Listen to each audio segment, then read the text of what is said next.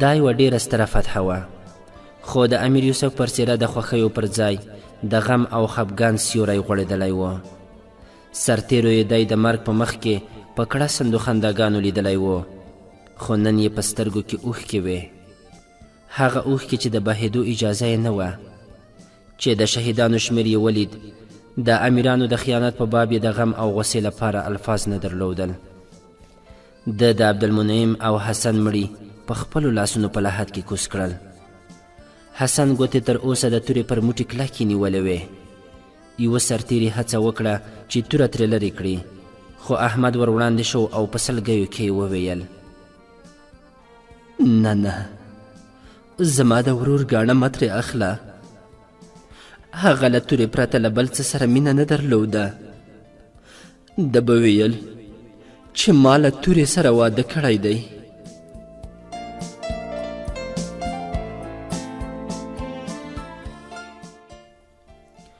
حسن یې له خپلې تورې سره ښخ کړ. د ده تر څنګ یې ادریس او الیاس او د هغوی څو نور دوستان ښخ کړل. یو سالار د امیر یوسف مخې ته راغی او ویې ویل: یا امیره، د یوه ټپي وضع ډېره خرابه ده او هغه په وار وار ستا نوم یادوي، لکه چې تاسو ته څه ضروري خبره کوي. امیر یوسف له څه ویلو پرته یوې خیمې ته ټپي ته ورغی. ټپي د بېهوښۍ په حالت کې ورو ورو بونګېده. یو سرتېری چې هغه ته نږدې ولاړ و، امیر یوسف یې چې ولید ویې ویل: زه دی پیژنم، دی له سعد بن عبدالمنعم سره و، خو دی اوس له شمالي دیوال سره پروت و. زه حیران یم چې دی دلته د څه لپاره راغلی دی. دا اوس یې د اندلس د امیرانو او الفانسو په باب څه ویل، خو زه پرې ونه پوهېدم. ستاسو نوم هم د څو ځلې واخیست. امیر یوسف سالار ته وویل: سیر را وغواړئ. سالار په منډه ولاړ او سیر بن ابوبکر یې راوست. امیر یوسف سیر ته وکتل او ورته ویې ویل: دغه سرتېری د سعد بن عبدالمنعم سره و. داسې ښکاري چې د ماته کوم مهم پیغام راوړی و. ته سمدستي یوې ډلې سپرو ته امر وکړه. زه داسې اندېښنه لرم چې د امیرانو له کوم بل خیانت سره مخ شوي یو.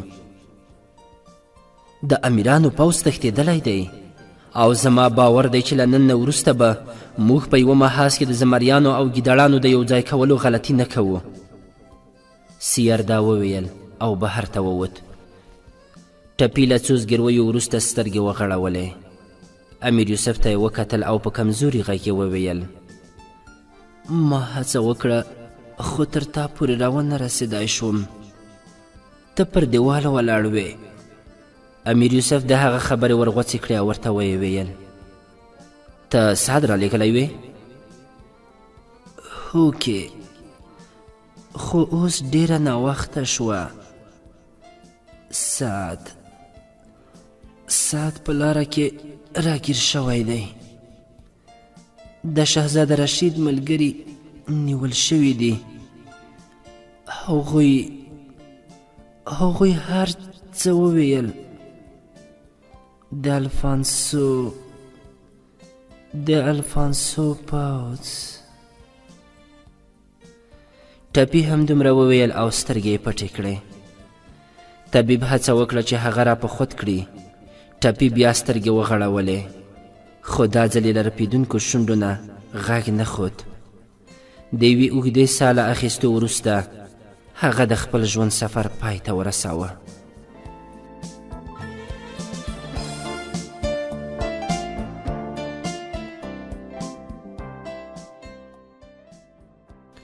سیر بن ابوبکر د ننه سر ور لرې کړ او ویې ویل: سپاره تیار دي.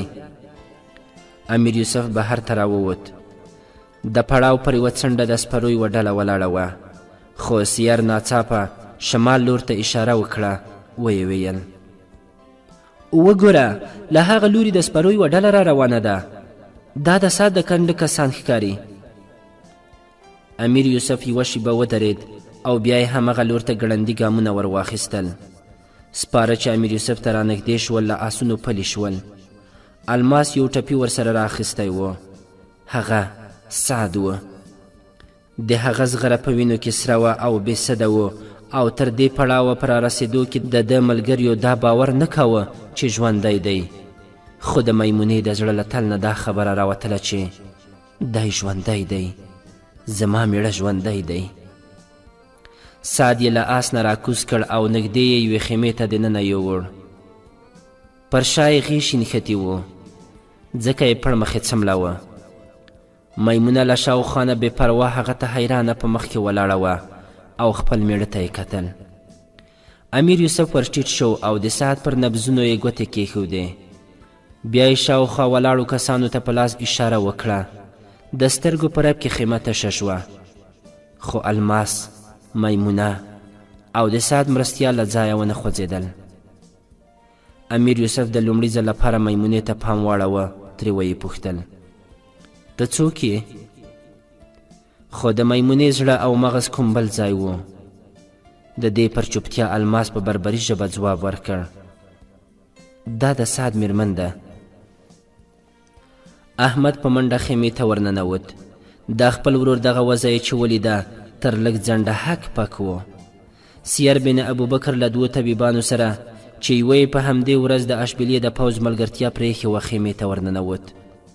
امیر یوسف طبیبانو ته وویل که تاسو د دې ځوان ژوند وژغورئ نو زه به داسې ګڼم چې نن موږ یوه بله کلا ونیوله. د اشبیلې طبیب د سعد پر نبض ګوتې کېښودې او بیا یې وویل موږ به هڅه وکړو، تاسو دعا کوئ او دې ټولو ته ووایئ چې له خیمې نه تشریف یوسي. له احمد او میمونې پرته نور ټول له خیمې راووتل. امیر یوسف د خیمې له دروازې نه مخ ور واړوه او ویې ویل احمده ته هم راځه، ته هم راځه لورې. احمد په ژړغوني غږ وویل راځه خورې. او میمونې ورو ورو ګامونه اخیستل او له خیمې راووتله. له خیمې څخه بهر د پوځ ډېر قومندانان راټول شوي وو. امیر یوسف د سعد له مرستیال نه وپوښتل سعد څرنګه ټپي شو؟ مرستیال یې په ځواب کې د زیاد او د هغه د ملګریو له نیول کېدو نه تر پایه ټوله کیسه ورته تېره کړه. بیا یې د اندلس د امیرانو په نامه د الفانسو لیک ورته راویوست او امیر یوسف ته یې ورکړ. یوسف د لیک له لوستلو وروسته ترې وپوښتل هغه بندیان چیرته دي؟ هغه مو په کلا کې پرېښودل او ترې راغلو. د کلا د ساتنې لپاره څومره کسان پاتې دي؟ ما 20 تنه هلته پرېښي وو، خو دا حکم مې پرېښود او راغلم چې له نورو چوکیو نه کوم ګروپونه هلته را رسیږي هغه دې د دلته راتلو پر ځای همالته پاتې شي. امیر یوسف سیر بن ابوبکر ته وویل سیره 500 تنه سپاره سمدستي کلا ته واستوه او نور پوځ ته ووایه چې سبا سهار وختي کوچ ته چمتو وي. ناڅاپه میمونه ور وړاندې شوه او د امیر یوسف په مخ کې ودرېده. په رېږدېدونکي غږ یې وویل نه نه ته به نور اندلس نه پرېږدې، ته نور نشې تلای، ته د اولس د مجرمینو حساب ځنډولی نشې. تر اوسه هغه سهار نه دی راغلی چې د هغو په تمه زما میړه تر وروستي څاڅکي پورې خپله وینه بهولې ده. اندلس تر اوسه غلام دی، تر اوسه د مظلومانو پوښتنه نه ده شوې. تر اوسه تاسو د خپلو خویندو او لوڼو اوښکې نه دي پاکې کړې. که تاسو د اندلس د امیرانو لپاره راغلي وئ نو د زلاقه له بري وروسته ستاسو کار پای ته رسېدلی و. خو که تاسو په دې هیواد کې د اسلام د بیرغ رپولو لپاره راغلي یاست نو ستاسو هدف تر اوسه پورې نه دی ترسره شوی. که تاسو بیرته ولاړ شئ نو د زلاقه او حسن الله د شهیدانو وینې او د دې شهیدانو د یادونکو آهونه او اوښکې به ټول هسې ولاړ شي.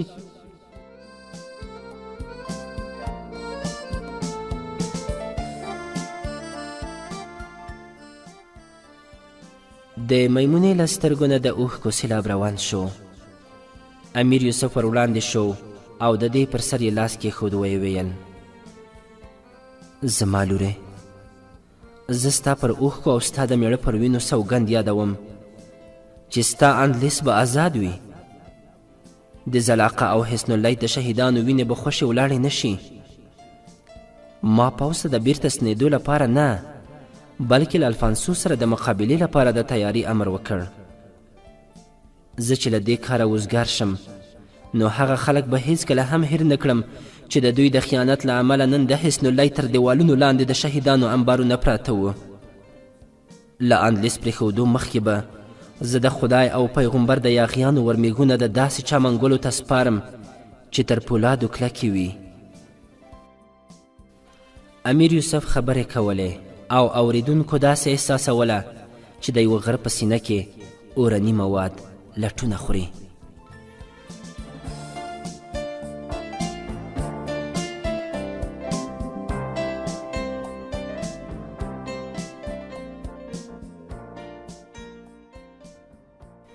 د شپې مهال ساعت د مرګ او ژوند ترمنځ په کش و کړپ کې بوخت و. طبیب به د هغه په باب کله مایوسه او کله هیلهمند شو. امیر یوسف په ناکرارۍ د خپلې خیمې په مخه کې قدم واهه. تر ننه هغه چا دومره غمجن او پریشانه نه ولیدلی. د میمونې خبرې د ده په غوږونو کې کړنګېدلې او د ده د زړه له تله دا دعا راوتله چې ای زما مولا، ستا د رحم د بېپایه سمندر یوه سپکه څپه د لکونو انسانانو تروړل شوې مسکاګانې بیرته ورته راستنولی شي. زه نن له تا نه د خپلې یوې لور د اوښکو پاکولو لپاره د سعد بن عبدالمنعم د ژوند سوال کوم. امیر یوسف له خپلې خیمې نه لږ لرې پر یوه ډبره کېناست. مخامخ د حسن اللیت کلا تر اوسه سوځېدله. ناڅاپه یې د جګړې نندارې مخې ته راغلې. دی په تصور کې د شهیدانو په منځ کې ولاړ و او دا پیغام یې ورکوه: د قوم نومورکو غازیانو، ستاسو قربانۍ به خوښې ولاړې نه شي. ستاسو په وینو به د اندلیس د تاریخ نوی باب لیکل کیږي. یو سالار راغی او ورته ویې ویل: یا امیره، طبیب وایي چې د سعد حالات مخ پر ښه کېدو دی. کیدای شي تر لږ ځنډه هغه را په خود شي. امیر یوسف را جګ شو او ګړندی د سعد د خیمې په لور ورغی. په خیمه کې دننه مشالونه بل وو. د سعد پر ټپونو پټۍ تړلې وې. میمونه، احمد او الماس د هغه د بسترې تر څنګ ولاړ وو. امیر یوسف طبیبانو ته پام واړوه. د اشبیلیې جراح وویل: دی اوس را په خود کیږي. د غیشې د ایستلو پر وخت زموږ ډیره تمه نه وه، خو اوس زه داسې پوهیږم چې خدای د ژوندي ساتلو پریکړه کړې ده.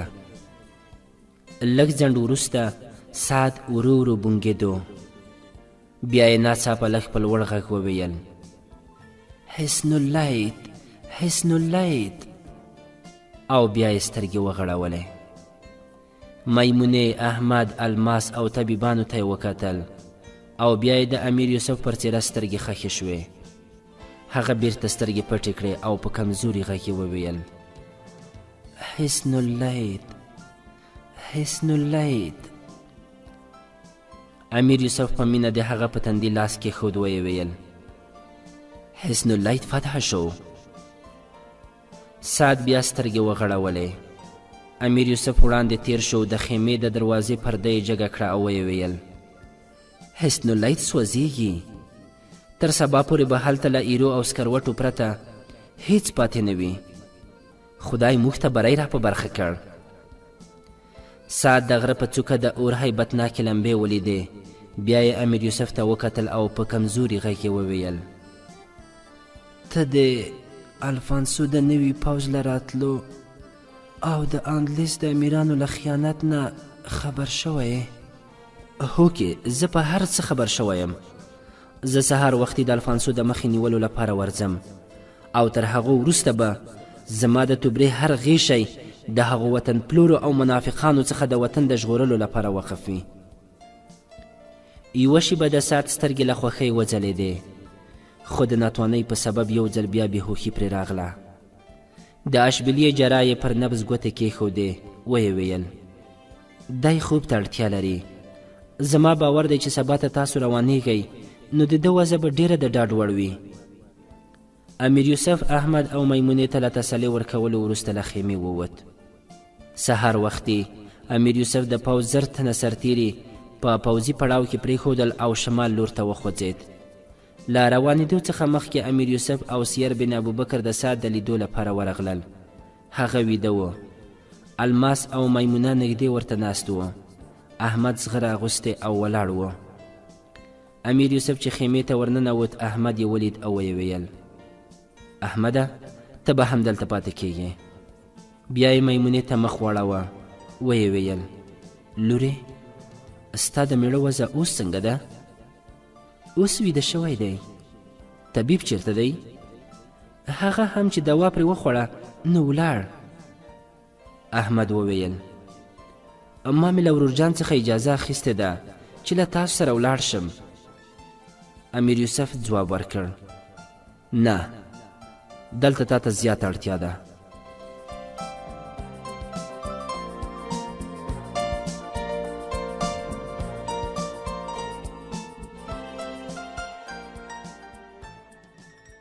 لس ورځې وروسته یو سهار احمد د حسن اللیل د شهیدانو په هدیره کې ګرځېدو. هغه د عبدالمنعم، حسن او ادریس قبرونو ته تر ډیره ځنډه ولاړ و. ناڅاپه یې د چا غږ واورېد او چې شاته یې وکتل الماس، سعد او میمونه یې ولیدل. سعد د الماس پر مټ تکیه کوله او ورو ورو تلو. احمد جګ شو، ګړندی هغو ته ورغی او ویې ویل ورور جانه ته باید تر اوسه له بسترې څخه راجګ نه شې. تر اوسه دې ټپونه نه دي روغ شوي. سعد ځواب ورکړ زه د طبیب په اجازه راغلی یم. سعد چې قبرونو ته ورنږدې شو لاسونه یې په دعا پورته کړل او بیا تر ډیره ځنډه ځای پر ځای چوپ ولاړ و. میمونې د غره په لمن کې ځنګلي ګلان وشکول او د عبدالمنعم، حسن او ادریس په قبرونو یې وغوړول. بیا یې نورو قبرونو ته وکتل. یو خیال یې په ذهن کې ورتیر شو او سترګې یې له اوښکو ډکې شوې. بیا یې په ژړغوني غږ وویل د حسن اللیل شهیدانو تاسو ټول زما ورونه یئ. زه ستاسو ټولو خور یم. بیا یې د غره په لمن کې نور ګلان راوشکول او په نورو قبرونو یې وغوړول. ناڅاپه د شمال لور ته د ګردونو وریځې اوچتې شوې. احمد یوې لوړې ته اشاره وکړه. ویې ویل ورور جانه پوځ بیرته راغی.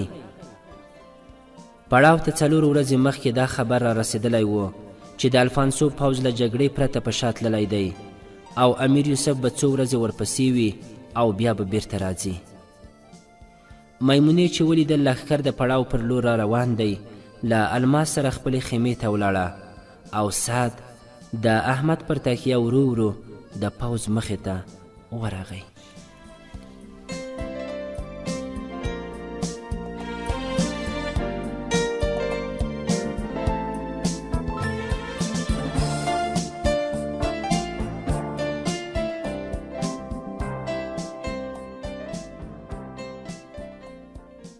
درنو دوستانو، زموږ د نن شپې ناول هم دومره و. هیله ده چې د پام وړ مو ګرځېدلی وي او د دې ناول په نورو برخو کې هم را سره ملتیا وکړئ. تر بیا پورې مو په لوی او بخښونکي خدای سپارو. هر چیرته چې یاست ښاد او بریالي اوسئ.